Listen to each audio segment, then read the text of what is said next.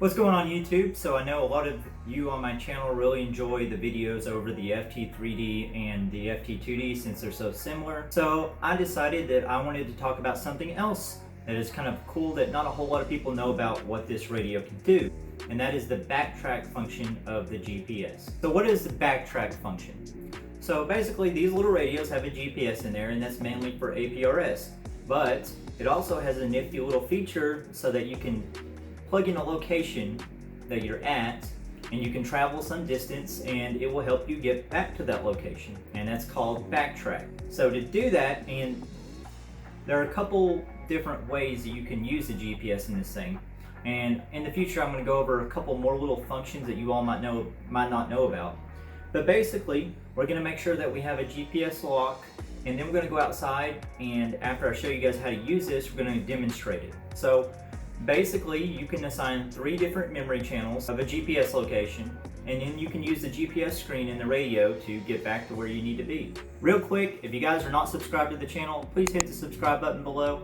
If you haven't liked, please like the video. If you dislike the video, please dislike the video. And be sure to leave a comment down below on what I could do better, or if you have any suggestions on videos in the future. Anyways, let's go ahead and get into this. Alright, so this is just the main display of the FT3D or the FT2D. You've seen it before. The first thing you want to do is make sure that you have your GPS power enabled. You do that by holding in the display. You get to the menu, and we will go to the APRS section, and you should see an option in here that says GPS power. So once you click on that, you want to make sure that's on, obviously. So if you back out to the main screen, there's a small icon up here. It looks like a satellite. That's your GPS fix. If it's solid, that means you have a fix on the GPS. That means this will work.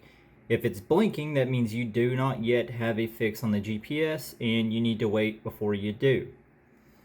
Now, if you haven't paired your radio up in a while, or if it's a new radio, sometimes this can take several minutes, and also depending on the conditions outside. If it's super cloudy, if you have a lot of structures in the way, you may have a harder time getting that GPS fix. But once you have it and it's solid, and we'll do this outside too, once you have it and it's solid, you can hit the display button once. And then if you hit it again, it'll take you back.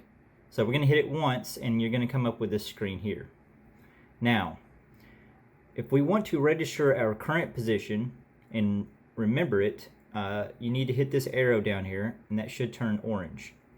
Now once you've done that, you have 3 different memory channels to say where you can register a position. In order to register a position, you're going to hit mem, and you'll notice that these options will start blinking over here. At that point, you'll just want to tap 1 to save it. So I'm going to choose the star. And now I've registered the star as a position at my current location. So now if I get up and start moving around, we should see, if you hit the star again, you should see it pop up here. You should see the distance to it, and it should show the star's location relative to where we are. Alright, so we're going to get up and we're going to go outside for a little bit. We're going to go for a little walk, and we're going to take a look at the radio and see if we can't find our way home. Alright, so I've walked around 0.1 to 0.2 miles away from home, and the GPS on the radio is starting to reflect that, so I'm going to show you guys real quick what it looks like as I'm walking, and that way you can tell which direction you're going, which direction that you need to go to get back to your original destination. So here we have the current screen, and as you can see right here, I am 0.1 miles away from my original destination. The way I got back to this was I hit the display button, and you hit your star again, and it will pinpoint exactly how far you are away from your original destination that you saved on that star, as well as the direction you're traveling. Now, I do believe you have to be traveling in order to get this to update. But I'm getting ready to turn, and as I walk here, we should start seeing a reflection on the compass. There we go. So the compass turned as I turned, and as you can see, the position is updated, and my home is actually right on the other side of that building. If you tap the screen here, you get some more data about the GPS. So you get which GPSs you're locked onto, which satellites you're locked onto, as well as the time, your current velocity, which you have to walk for just a moment for that to update, as you see in the video.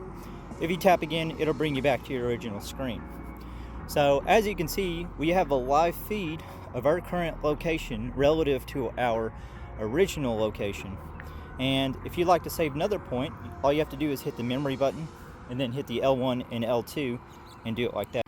So we'll hit the display button, then we'll hit our location down here. We'll type in mem. Now we'll hit L1. Great. So now we have a reference point, not only where we came from, but the location that I was at the furthest, which was the 0.1 miles. And so now if I hit the start button, it will bring us to our location home. And if I hit the L1 button, it will bring us to our location, obviously a little behind me, that I just put in. So we're back home, and I just want to note a couple of things. So these right here, this isn't any type of distance measurement within the circle. Your distance measurement is up here. So now, no matter how far you get away or close to, that bubble's always going to be on this outer ring here. So you can be sitting on top of your original location and it's going to look like it's in a specific direction.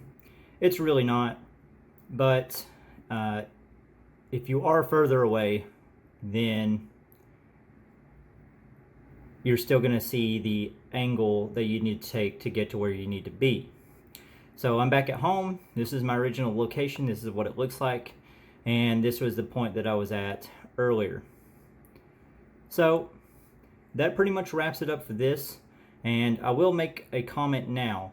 When you have the GPS powered on this radio, it does draw a considerably